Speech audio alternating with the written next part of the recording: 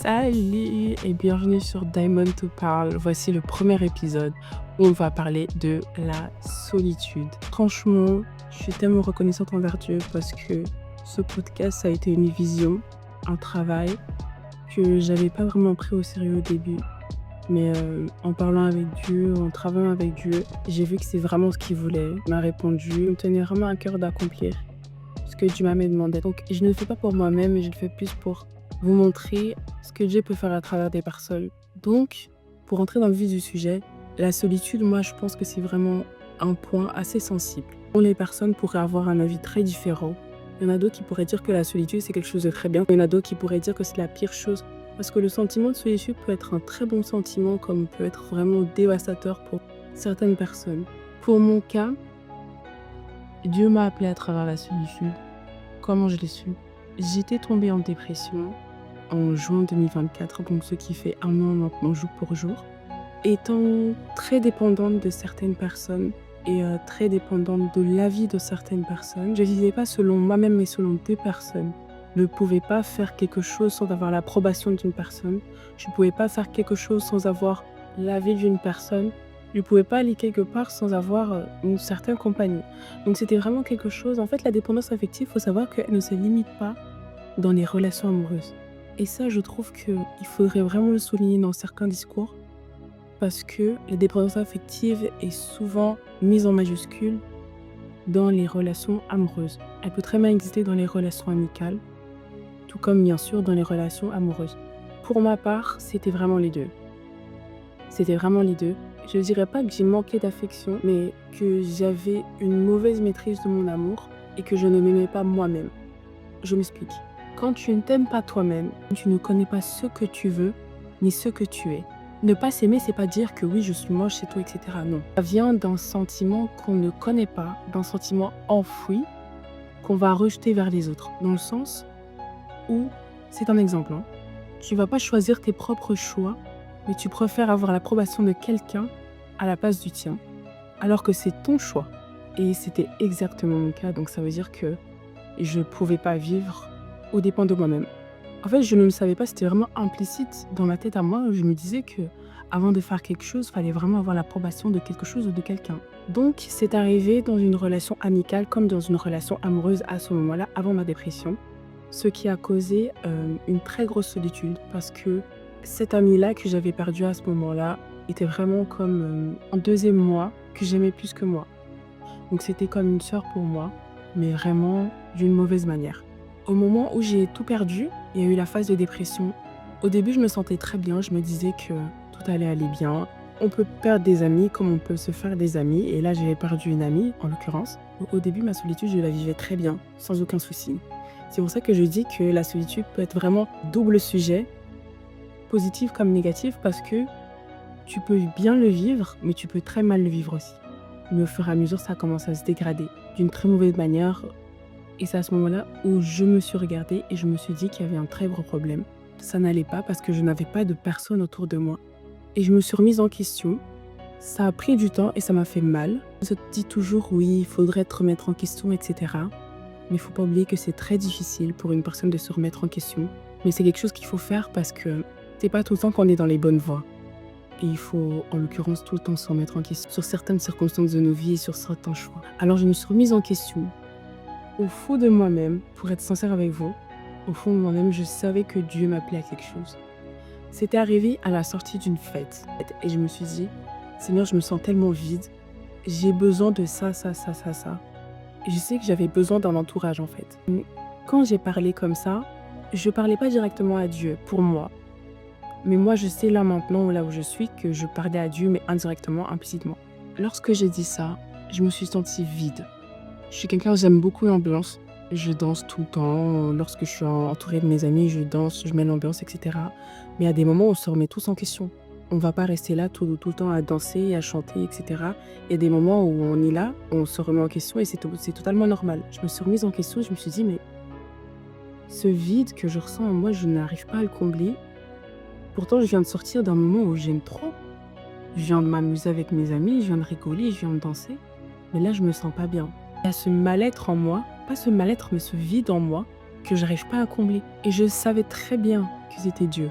Parce que lorsque tu ressens un vide dans ta vie, que ce soit par l'impudicité que tu as envie de le remplir, par la drogue, par la débauche, ou quoi que ce soit, par les dépendances affectives, les différentes formes de dépendance affective, ça ne marchera pas tant que tu ne l'as pas rempli par Dieu.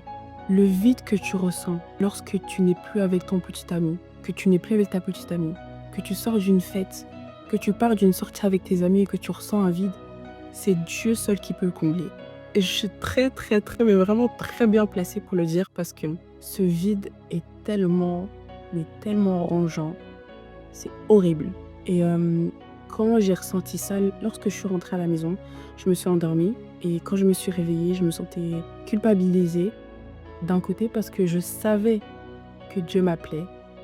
C'est pas que j'avais pas envie, mais je me disais que j'étais pas prête. Tu vois. Et au fur et à mesure du temps, j'ai commencé à prier. Il y a eu des circonstances et des circonstances dans ma vie qui m'ont démontré que la solitude que Dieu te met dans ta vie n'est pas pour te faire du mal. Certes, elle va t'éloigner de certaines personnes, elle va t'arracher de certains milieux, elle va t'arracher de certaines personnes, elle va t'arracher de certaines familles, mais c'est pour ton bien que Dieu te fait ça. C'est en isolant que Dieu travaille sur toi.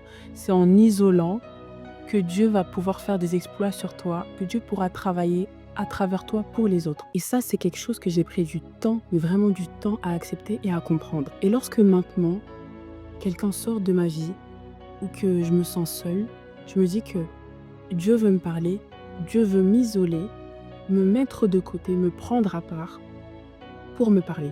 On est bien d'accord que quand tu es avec un ami et que tu as besoin de lui dire quelque chose de confidentiel, tu vas pas lui dire dans un boucan. Et que tu sais très bien que si tu parles à ton ami comme ça s'entendra pas. Tu vas la prendre de côté et tu lui diras X chose, X chose. Et c'est exactement ça ce que Dieu veut faire dans ta vie, c'est que il va te prendre, ça tôt ou tard, vous inquiétez même pas que Dieu va vous prendre de côté, il va vous arracher de certaines choses. Ça va faire mal, mais c'est un processus et vous allez accepter au fur et à mesure du temps, vous allez comprendre pourquoi Dieu vous fait passer par là. Dieu n'a pas envie de vous faire mal, mais juste envie de vous faire comprendre certaines choses. Vous savez, il y a plein de circonstances que j'ai vécues. Au moment où je les ai vécues, je me suis dit, mais Seigneur, pourquoi? Pourquoi tu as voulu autant me faire mal?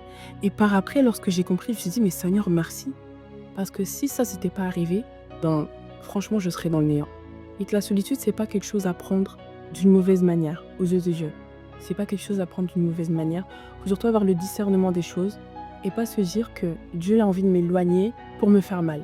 Pas du tout. Dieu a envie de t'éloigner pour t'utiliser, pour te parler, pour te travailler. Il faut pas oublier que nous, on est ici sur Terre pour être des instruments de Christ, pour être des instruments de Dieu, pour parler aux personnes qui n'ont pas encore Christ dans leur vie, même pour des personnes qui ont déjà Christ dans leur vie.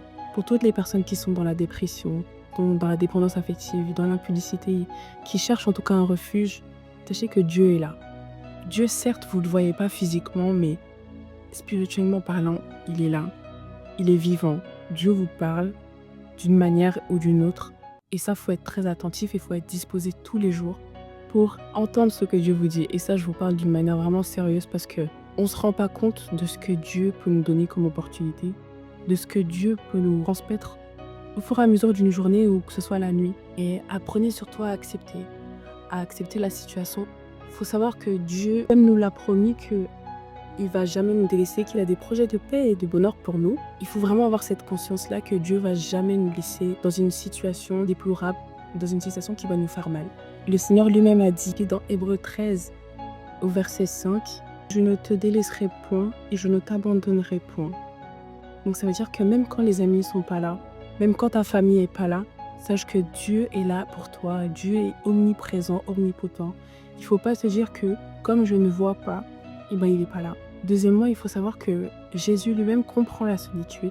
Lui-même, il a vécu la solitude, que ce soit dans le désert, que ce soit tout le long de son parcours. Il a eu des moments de solitude, des moments où Dieu l'a mis de côté, Dieu l'a isolé pour lui parler. Donc c'est quelque chose qu'il faut prendre d'une bonne manière. Lorsque Jésus a demandé de prier avec ses disciples, Jésus lui a commencé à prier. Il s'est retourné, il a vu que tous ses disciples étaient endormis. Ne pas avoir de soutien, c'est considéré comme une solitude aussi. Et cette souffrance-là, Jésus l'a vécue aussi. Donc si Jésus l'a vécue, sache qu'il connaît ce que tu ressens. T'es pas seul dans ce que tu ressens. Jésus, et comme j'ai dit tout à l'heure, Dieu utilise vraiment, mais vraiment la solitude pour te construire, pour te transformer et pour te réparer. Il faut savoir qui est Dieu, comment il fonctionne et qui il est. Lui-même, il a dit, arrêtez et sachez que je suis Dieu. Ce qui veut dire qu'il faut vraiment savoir qui il est, comment il fonctionne, et en sachant justement et en cherchant à savoir qui il est, ça va vous aider vraiment à percevoir les choses d'une autre manière. Et enfin, le Saint-Esprit habite en toi. Tu n'es jamais seul, d'accord? Il faut vraiment te mettre ça dans la tête que tu n'es jamais seul parce que le Saint-Esprit habite en toi. Comme il est écrit dans Jean 14, 16 jusqu'au verset 17, il vous donnera un autre consolateur afin qu'il demeure éternellement avec vous. Il demeure avec vous et il sera en vous, d'accord? Donc toi qui me regardes, tu as le Saint-Esprit en toi. Ça veut dire que tu ne peux pas faire n'importe quoi et tu n'es pas n'importe qui et tu ne... C'est comme un ami, je dirais même pas comme, c'est vraiment un ami intérieur. C'est quelqu'un qui habite en toi, d'accord? C'est ce que Dieu nous a laissé ici-bas. Et il faut vraiment pas le mépriser, tu vois? Il faut vraiment pas le mépriser, surtout parle-lui. Un grand merci d'avoir écouté ce premier épisode. À très très bientôt pour le prochain. Abonne-toi et sois béni.